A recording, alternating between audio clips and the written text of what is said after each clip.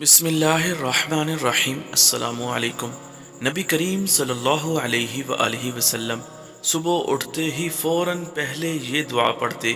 نبی صلی اللہ علیہ وآلہ وسلم نے ارشاد فرمایا، جس نے صبح کو اس دعا کو 10 بار پڑھ لیا، بسم اللہ الرحمن الرحیم، لا الہ الا اللہ وحدہ لا شریک لہ، لہ الملک وَلَهُ الْحَمْدُ يُحْيِي وَيُمِيتُ وَهُوَ عَلَى كُلِّ شَيْءٍ قدیر۔